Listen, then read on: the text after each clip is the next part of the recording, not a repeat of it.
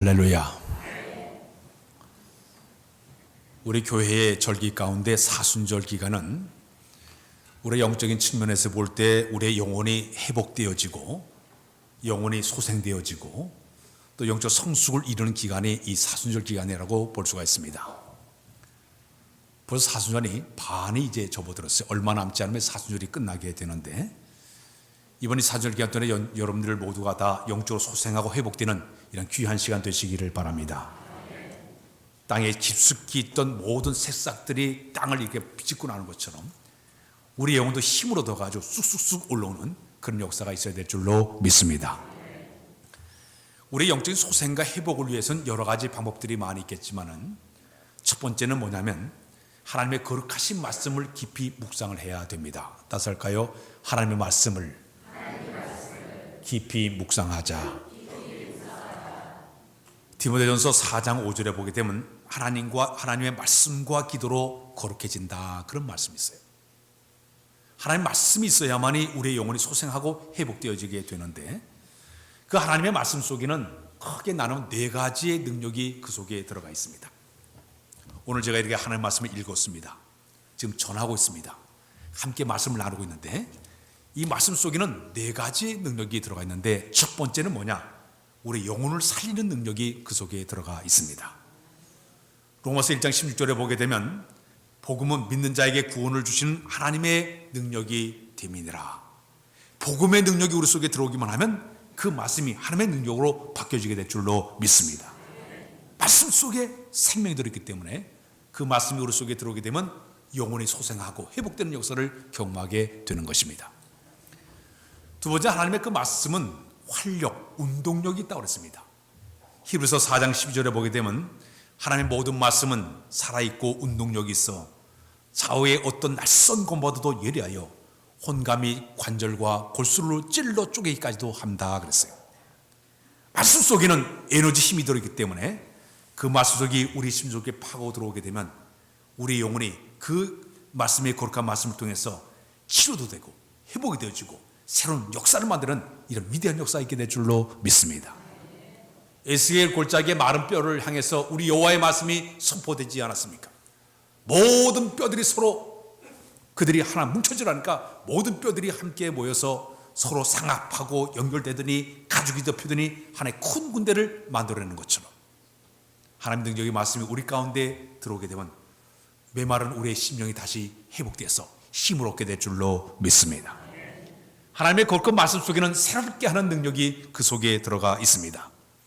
시편 119편 7절 8절에 보게 되면 여호와의 율법은 완전하여 영혼을 소생시키며 여호와의 증거는 확실하여 우둔한 자를 지혜롭게 하며 여호와의 교훈은 정직하여 마음을 기쁘게 하고 여호와의 계명은 순전하여 눈을 밝게 하도다 그랬어요.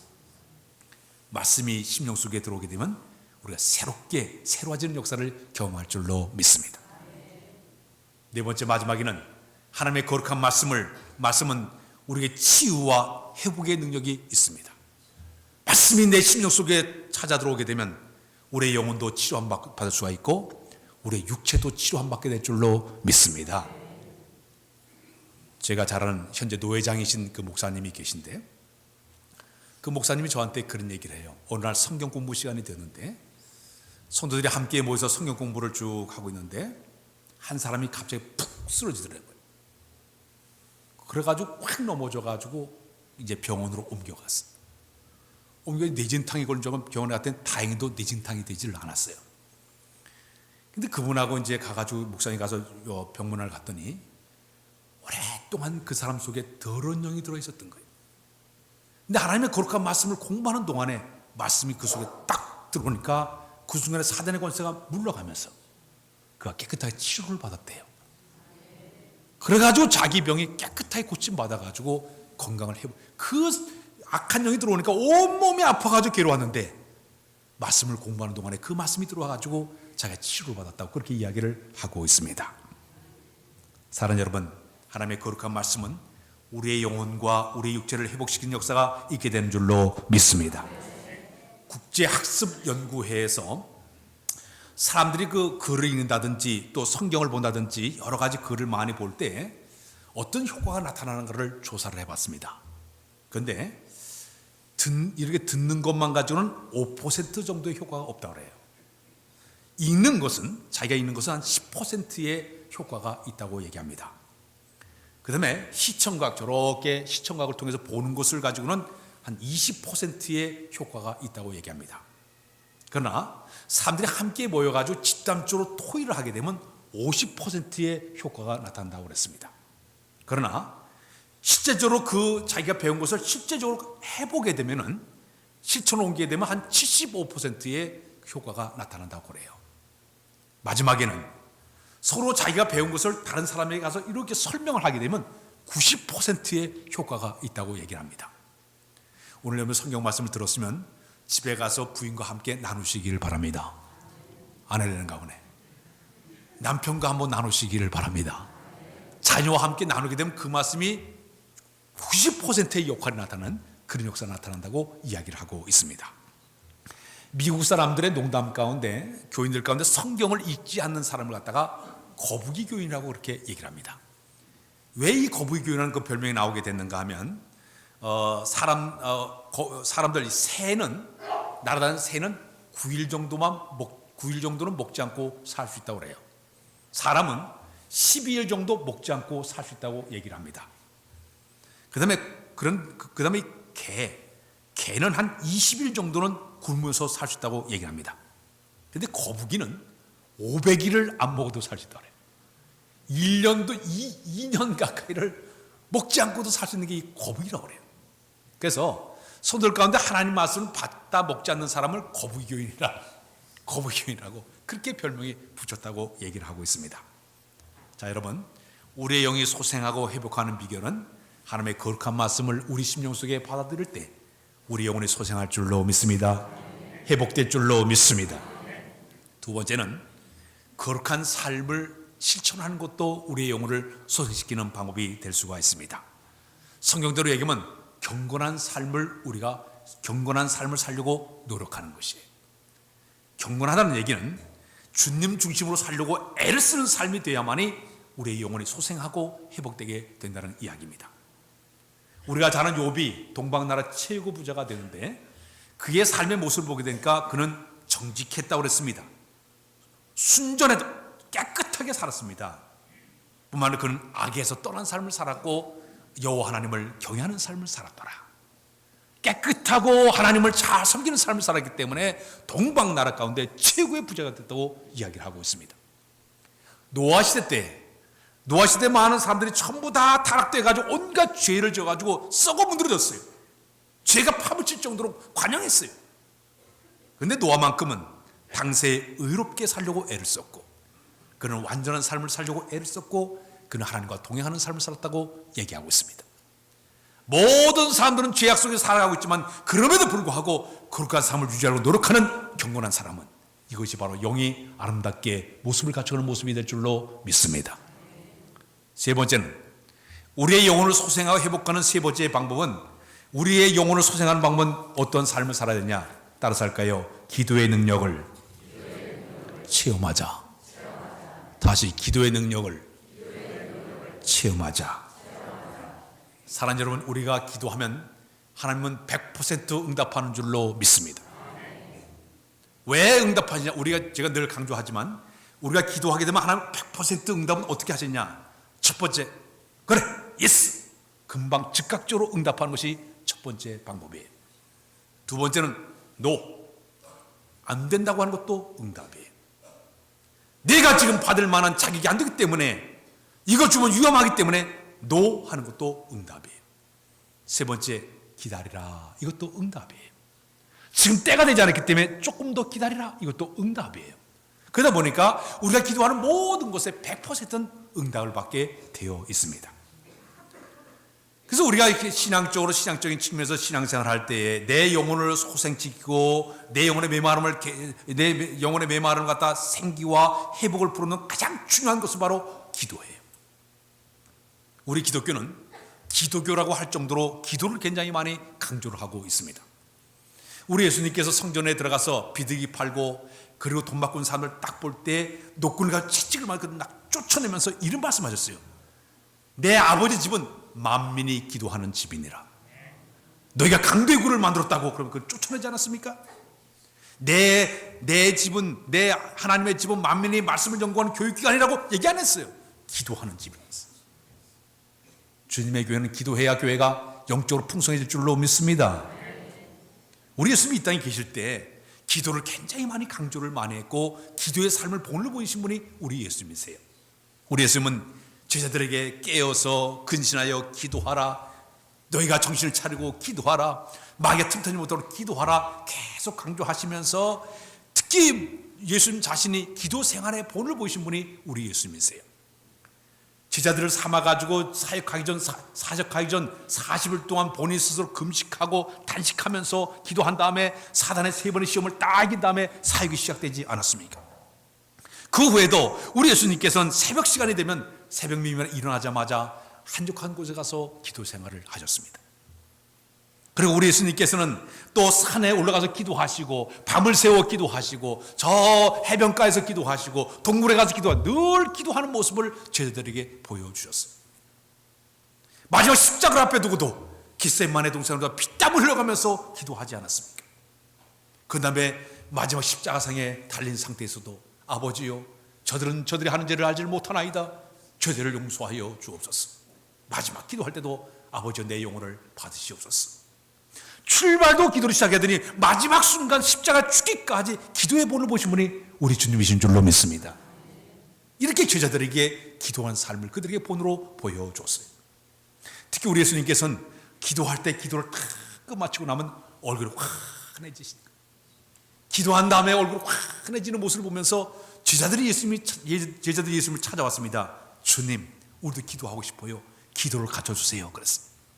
그때 우리가 그래, 너희는 이렇게 기도하라. 그러면서 가르친 게 바로 주기도문이에요.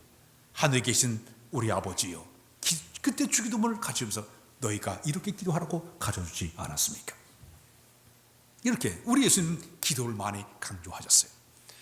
사도 바울은 성경에 보니까요, 우리 어떻게 기도의 삶을 사는, 쉬지 말고 기도하라 그랬어요. 기도는 영혼의 호흡이에요. 우리 사람이 호흡이 끊어지면 죽어버려요. 지금 여기 식물들이 있는데 여기 계속 이 탄소 동화당이 되지 않게 되면 다 시들고 말라버려요. 계속 잘 이 호흡이 되듯이 자꾸 이것이 돼야만이 싱싱하게 자라나고 영혼이 소생하는 것처럼 쉬지 말고 기도한다는 얘기는 끊임없는 기도가 돼야만이 영혼이 계속적으로 소생하고 힘을 얻게 된다는 이야기입니다. 심지어 사무엘 선지자는 그렇게 얘기하지 않습니까? 나는 기도하기를 쉬는 죄를 결단코 범하지 아니하겠다. 기도를 쉬는 자체가 범죄라고 그런 이야기도 하기도 했습니다.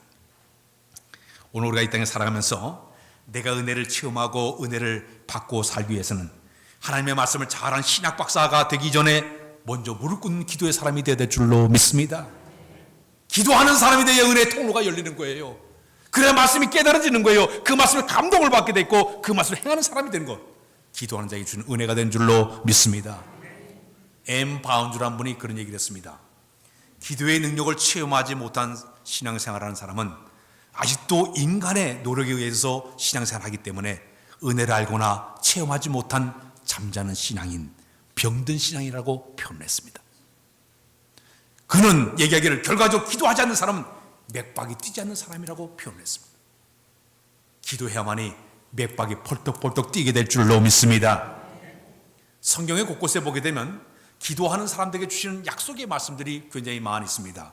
구약의 예레미야 33장 3절의 말씀은 너는 내게 부르짖으라 내가 내게 응답하겠고 내가 알지 못한 크고 비밀한 것을 내게 보이리라 그랬어요. 마태복음 신약에 마태복음 7장 7절에 아주 중요한 말씀이 있죠. 구하라 그러면 너희가 얻을 것이요, 찾으라면 찾아질 것이요, 문을 두드리라 그러면 열릴 것이니라 그랬어요. 마태복음 21장 20절 그러니까 너희가 믿고 구한 것은 다 받으리라 그랬어요. 그러면 내가 너희에게 말하오니 무엇이든지 기도하고 구하는 것은 받은 줄로 믿으면 그대로 너에게 그대로 되리라 그랬어요. 따라서 그대로 되리라. 할렐루야. 기도할 때 응답의 역사가 우리에게 있게 될 줄로 믿습니다. 근데 왜 이 좋은 것을 우리가 기도하지 않을까요? 기도하지 않는 사람들의 모습을 보게 되면 네 종류의 사람으로 구분되고 있습니다. 어떤 사람이 기도하지 않느냐? 사단의 권세에 사로잡힌 사람은 기도를 못하게 되어 있어요. 사탄에게 손발이 꽉 묶이게 되면요, 기도할 기력을 다 잃어버려가지고 일어서려고 해도 못 일어나요. 온 발이 다 묶이게 되면요, 기도하고 싶어도 못 일어나게 돼요. 사단의 권세로 우리가 해방받아야 될 줄로 믿습니다. 어떤 사람이 또 기도하지 못하냐? 두 번째 사람은 교만한 사람은 기도하지 않습니다. 하나님 없이도 살 수 있다는 얘기예요. 내가 이렇게 건강한데, 내가 이렇게 돈이 많은데, 내가 이렇게 세상에 권력이 있는데, 내가 세상에 지위가 있고 지식이 있는데 뭘 기도해? 그거 없어도 난 살 수 있어. 이 교만한 마음은 기도하지 않게 된다는 얘기입니다. 세 번째, 어떤 사람이 기도하지 않느냐? 기도의 중요성을 모르는 사람은 절대 기도하지 않습니다. 그 사람의 모든 우선순위는 기도보다는 자기의 계획, 자기 생각을 앞세우기 때문에 기도하지 않습니다. 기도의 능력을 체험하지 못하기 때문에 자기 생각대로, 자기 마음대로 고집대로 살 수밖에 없다는 얘기예요. 유명한 스펄전 목사님이 그런 얘기했어요. 기도보다 앞서지 말고 성령보다 앞서지 말라고 그랬는데, 우리는 기도보다 성령보다 내가 앞서가지고 행할 때가 굉장히 많아요. 기도의 중요성을 알아야만이 기도하게 될 줄로 믿습니다. 어떤 사람이 또 기도하지 않느냐? 영적인 불감증에 걸린 사람은 기도하지 않습니다. 자기 영적 상태를, 위기감을 전혀 알지 못하게 되고 예측하지 못한 사람은 기도하지 않습니다. 요즘 암으로 우리 교인들 투병한 분들 많이 계신데, 지금 내 안에 암덩어리가 점점 커지는데도, 조기 치료하면 되는데도 불구하고 손 쓸 수 없을 정도로 퍼지게 되면 고침받지 못하게 되는 거예요. 이 불감증이 무서운 병이 되게 된다는 얘기입니다. 우리가 살아가면서 기도 한두 달 안 해도 아무 일 안 일어나요. 근데 아무 일 안 일어난다는 이것이 바로 무서운 함정이 될 수 있다는 얘기입니다. 기도 안 해도 난 건강해, 기도 안 해도 나는 사업이 잘 돌아가, 기도 안 해도 내 자녀들 공부 잘해, 기도 안 해도 직장에 승진 쭉쭉 잘 되고 자 평안해. 이것이 영적 불감증의 하나의 모습이 된다는 얘기입니다. 성경 말씀에 무서운 이야기가 하나 있습니다. 로마서 1장 28절에 보게 되면, 또한 그들이 마음에 하나님 두기를 싫어하며 하나님께서 그들을 상실한 마음대로 그대로 내버려 두었다, 그런 말이 있어요. 이걸 신학적인 말로 하게 되면 하나님께서 영적으로 유기시킨 사람이에요. 이 말은 뭐냐면, 하나님께서 그 사람 마음대로 이렇게 자기 고집대로 살게 되니까 하나님께서 그를 버린 거예요. 유기시켜 버린 거예요. 하나님의 징계 가운데 가장 무서운 징계는 내버려 방치시켜 버린 거예요. 그래, 네 고집대로 살아봐라, 네 마음대로 살아봐라, 방치시켜 버린 것이 무서운 벌이라고 얘기하고 있습니다. 가룟 유다가 자기 스승을 은 30냥에 팔아먹지 않았습니까? 우리 예수님 다 알고 계셨어요. 마지막 만찬을 쭉 드시면서 이 가룟 유다에게 회개할 수 있는 기회를 그에게 주고 있습니다. 우리 예수님이 갑자기 가룟 유다가 이렇게 떡을 먹고 손으로 이렇게 떡에다 손을 집으니까 우리 예수님께서 나와 함께 그릇에 손을 넣는 그 사람이 나를 팔 자이니라 그랬어요. 이 가룟 유다가 뜨끔했을 거예요. 그대로 회개하지 않은 거예요. 그러니까 우리 예수님께서 다시 떡을 딱 떼어가지고 주면서 가서 네 할 일을 하라. 그에게 두 번째 경고를 했습니다. 그럼에도 가룟 유다 회개하지 않았어요. 기회를 놓쳐버리고 말았어요. 그런데 떡을 받아먹고 바깥으로 뛰어나가니 밤이었더라 그랬어요. 우리 주님께서 그냥 내버려 뒀어요. 그랬더니 주님 하신 말씀이, 차라리 그는 태어나지 않았으면 더 좋았을 것을 그랬어요. 이게 방치 유기예요. 하나님께서 이미 그 사람을 향해서, 그래, 네 고집대로 살아가봐라, 네 마음대로 살아가봐라, 방치하신 거예요. 이게 바로 로마서 1장의 그 말씀이에요.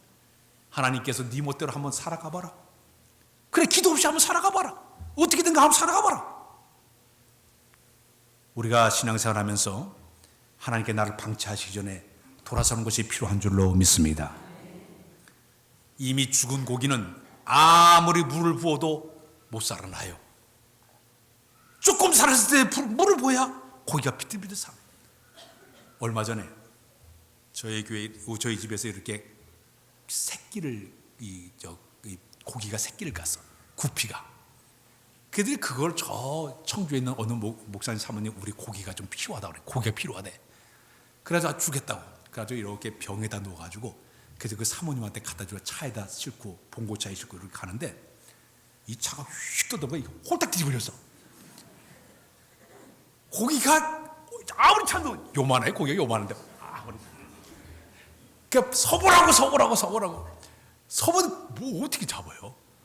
한참 달려가다가 어디 생선 집어넣어 살려보자고 독자집까지 가봐서 한 10분쯤 지나가지고 고기를 찾으니까 계속 껴있어요. 몇 마리가 꺼내가지고 보니까 빌빌 다 죽어가고 있어. 갖다 집어넣어가지고 물을 갖다 집어넣으니까 그래도 스스로 살아나더라고. 기회 있을 때 주님 우리를 만나줄 때 회복하시길 바랍니다. 살아나시길 바랍니다. 누가복음 22장 39절에 보니까요, 우리 예수님이 기도 생활을 이렇게 표현하고 있습니다. 예수님은 기도하는 모습을 습관을 쫓아 기도하러 가셨더라. 기도가 습관이 됐다는 말씀이 있어요. 우리가 습관 가운데 좋은 습관이 있고 나쁜 습관이 있지 않습니까? 윌리엄 제임스라는 사람이 위대한 것은 습관을 바꾸는 것으로 자기 인생을 바꿀 수 있다 그랬어요. 좋은 습관을 잘 기른 사람은 그 자체를 통해서 성공할 수 있지만 나쁜 습관을 키운 사람은 그 자체로 삶이 실패할 수밖에 없다는 얘기예요. 만약 여러분들이 이 세상을 살아가면서 내게 좋은 습관, 일찍 일어나는 습관, 운동하는 습관, 부자는 습관, 좋은 습관을 키우기만 하면 우리가 엄청난 그런 부를 누릴 수 있고 성공의 삶을 살게 된다는 이야기입니다. 요즘 저 메이저리그에 가서 우리나라의 유현진 선수가 아주 야구를 잘해가지고 지금 2승을 거두고 있지 않습니까? 근데 얼마 전에 인터뷰를 쭉 하는데 그가 자꾸 말을 쓰는데 루틴이 그런 말을 자 써요. 저 루틴이 무슨 말인가를 제가 이거 딱 쳐봤어요. 루틴이 뭔가 보니까 이 루틴이 그런 얘기예요. 운동선수가 최상의 컨디션을 유지하기 위해 가지고 필요한 고유한 그 사람만의 동작이래요. 절차래요. 이 가령 나달이라는 이 테니스 선수가 이 테니스 할 때 제가 유세해 보니까 코를 항상 만져. 서브는 그냥. 그래, 저 사람 왜 코를 만지는가? 그게 습관이 되다 보니까 이걸 안 하면 마음이 불안한 거야. 야구 선수가 타석에 들었으면 어떤 사람 2번을 꼭 돌려야만이 이게 되는 거야. 농구 선수가 농구 공을 놓기 전에 그 사람 항상 4번, 5번을 꼭 쳐야만이 집어넣어.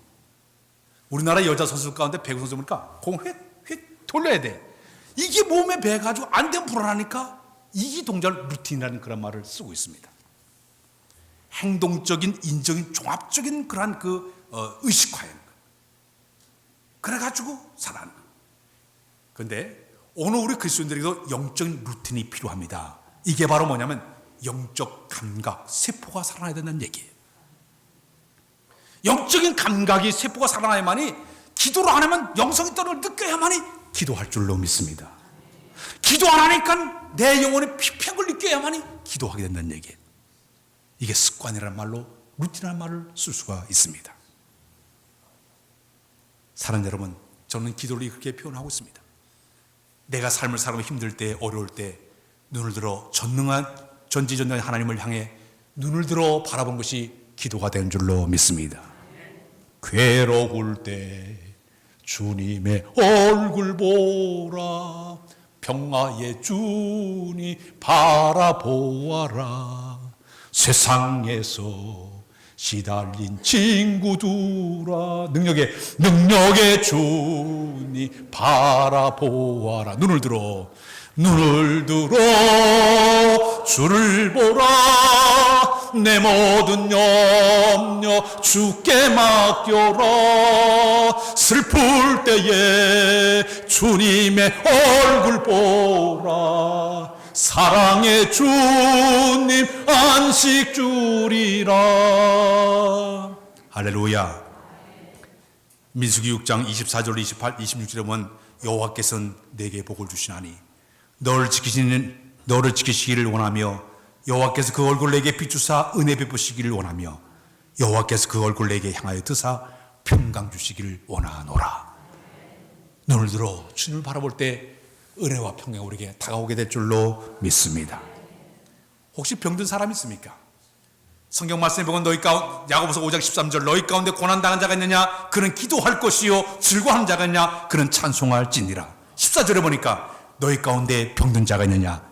그는 교회 장로를 청할 것이요 그는 주의 이름으로 기름을 받으며 그로 인하여 기도할지니라.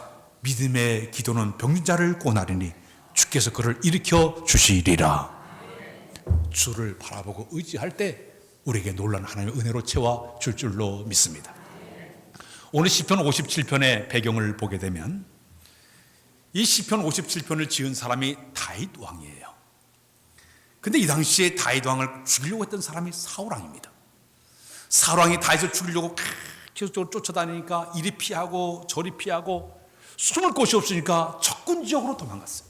불의 나라에 도망갔는데 골리앗을 때려눕히는 유명한 사람이다 보니까 그쪽에 있는 사람들이 다윗이 여겼다고 이제 왕에게 얘기하게 됩니다. 죽을 운명에 떨어지고 말았어요. 그때 다윗이 일부러 사랑하기 위해서 침을 질질 흘리면서 미신질 해가지고 다시 간신히 거기서 빠져나오게 됩니다. 그 다음에 그가 어디로 왔나? 아둘람 굴에 와가지고 숨어서 지나게 됩니다. 그날 밤을 지내면서 다윗의 마음은 너무나 괴로웠어요. 자기가 이렇게 의로운 이런 삶을 살고 있는데 지금 사울 왕이 쫓겨서 죽을 고비를 계속 넘기니까 그날 밤에 거기서 그가 시를 짓게 됩니다. 오늘 시편 50시편이 바로 그 내용이에요. 쭉 시를 쓰면서 하나님, 지금 내가 이렇게 고통 가운데 동굴 속에 숨어가지고 내가 지내고 있는데 내가 눈을 들어 주님을 바라보고 있나이다. 밤을 새워가면서 그가 거기서 눈물 흘리면서 기도를 하게 됩니다. 근데 그에게 아름다운 일은 뭐냐? 그럼에도 불구하고 하나님 앞에, 내가 그럼에도 불구하고 하나님 앞에 새벽에 기도하기를 내 영광아 깰지어다. 비파와 수금아 깰지어다. 내가 새벽을 깨우리로다. 그 새벽에 하나님 앞에 기도하면서 동이 터기 전에 내가 하나님을 찬양할 것입니다. 내가 새벽을 깨우겠습니다. 이 새벽을 저를 만나 주십시오. 내가 당신을 찬양합니다. 그래서 하나님 앞에 찬양의 기도를 드리고 있는 아름다운 다윗의 모습을 볼 수가 있습니다. 사랑하는 여러분, 답답할 때, 괴로울 때, 힘들 때 우리가 할 것은 뭐가 되겠습니까? 여호와 앞에 나와서 주 앞에 손을 들고 주여 내가 당신 앞에 서 있나이다. 나를 도와주옵소서. 나를 일으켜 주옵소서. 고백하는 자들에게 주께 은혜의 손길을 허락해 줄 줄로 믿습니다. 구원의 손을 우리에게 펼쳐줄 줄로 믿습니다. 그래야만 우리의 삶이 승리의 삶을 살게 되는 것입니다. 이제 내일서부터 우리 교회가 2주간에 걸쳐서 새벽 집회가 시작이 되게 됩니다. 노상 우리가 이제 이 사순절 기간에 새벽 기도를 하고 또 가을에도 한 번씩 새벽 기도를 하게 되는데 새벽 기도는 여러 가지 의미가 많이 있지만 한 4가지의 의미가 있습니다. 첫 번째는 뭐냐? 내 삶의 모든 것을 하나님께 전폭적으로 의탁하는 시간이에요. 헌신한다는 의미를 가지고 있습니다.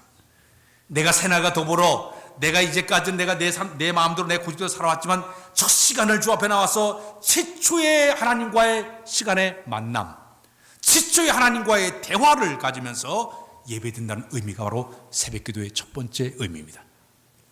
두 번째 새벽기도의 의미는 뭐냐? 하나님의 능력을 공급받는 시간이죠.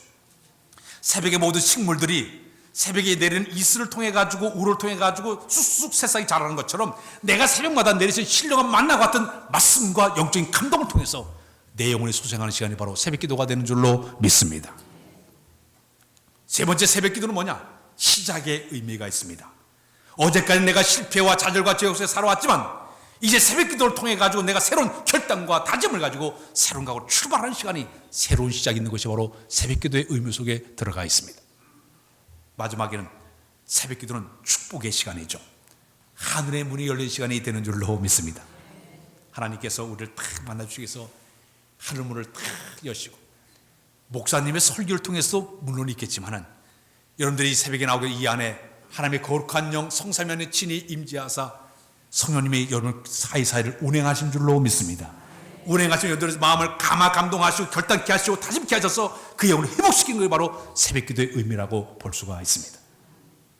내일서부터 새벽에 나오십시오. 오늘 저녁에 새벽기도 못 나와서 제가 뭐라 했어요? 물을 한 바가지만 딱 드시면 새벽에 정확하게 일어나게 돼 있어요. 그리고 집에 가서 차를 빼놓으세요. 새벽기도 나오려고 탁 빼놔가지고 쉽게 빠져나오게 탁 준비하고 어떤 사람 신발도 교회를 향해서 탁 놓고 그리고 나오려고 준비하면 그 마음을 귀하게 보시고 새벽에 깨워줄 줄로 믿습니다. 어떤 사람은 새벽에 이렇게 새벽기도를 강조하면은 사탄의 속삭임이 듣죠. 나 하나 안 한들 뭐 누가 다 하겠지 뭐. 나 하나 한들 어때 해? 왜 꼭 내가 해야 되는가? 해봐야 별 수 없어. 뭐 매년마다 하는 건데 그냥 눈 한번 꾹 감으면 또 지나가. 드스한 마음, 게으른 마음, 귀찮은 마음, 이 부정적인 마음이 우리의 마음을 자꾸 영적으로 미약하게 만듭니다. 여러분들이 거룩한 욕심을 가지시길 바랍니다. 이번에 여러분들이 열심히 나와가지고 기도하신 가운데 이제 매년마다 우리 교회 기도해야만 꼭 하나님께서 역사하신 분들이 많이 계신데 이번 하늘에 신령한 좋은 선물 받는 여러분들 다 되시길 주님의 이름으로 부탁드립니다. 기도합니다. 아버지 하나님,